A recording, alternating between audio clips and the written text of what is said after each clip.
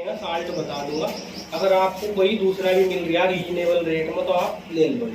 ठीक है, सब घर के ही आदमी है और साथ में थोड़ा सल्फर लगा लिया। अगर वाइट कर दूंगा तो उसकी त्वचा को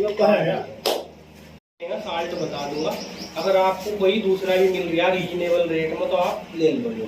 ठीक है, सब घर के ही आदमी है यहाँ, जो कोई ज्यादा बड़ी वो भी नहीं है। तो जैसे इस टाइम पर टेम्परेचर ज्यादा हो, सबने लगभग अपने खेतों में 1 से 2 बार जहर का स्प्रे कर रखा, वो स्थिति भी भली बात ही नियंत्रण में।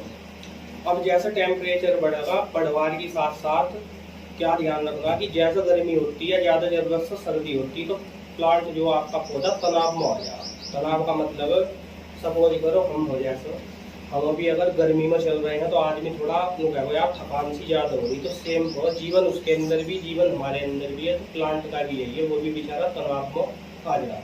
उसके लिए हमें क्या करना, कोई अमीनो एसिड बेस्ड प्रोडक्ट का यूज करना फोलियर स्प्रे में। अगर आप नीचे डाल सको या तो चैलेटेड जिंक डाल लो, आधा किलो एकड़ के हिसाब से अगर स्प्रे कर सको तो 250 ग्राम का उसका स्प्रे भी हो जाएगा चैलेटेड जिंक का।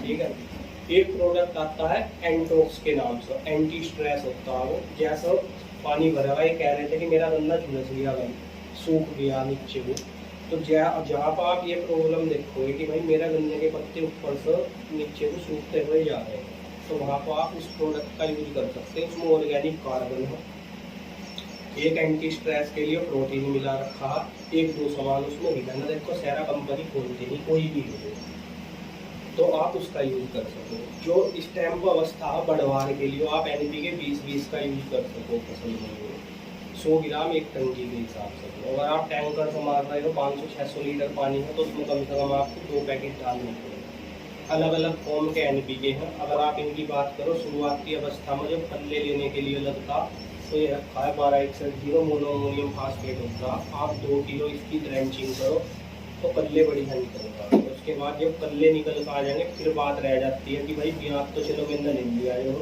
अभी सब कैप्चूल ऐसे तो सेकंड नंबर पर आ जाएगा आपका प्रोसीजर 20-20-20 का।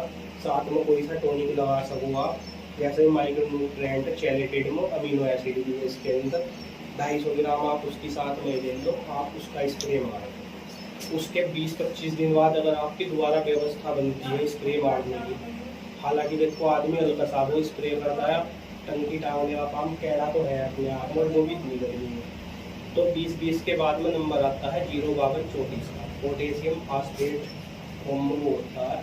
आप उसका यूज करो, उससे जो गन्ना सख्त होगा, डाया पोटास रहेगा, जो आपके कल्ले निकल का है, थोड़ी बढ़वार हुई हो उसमें जो कैड़ापन आ होगा।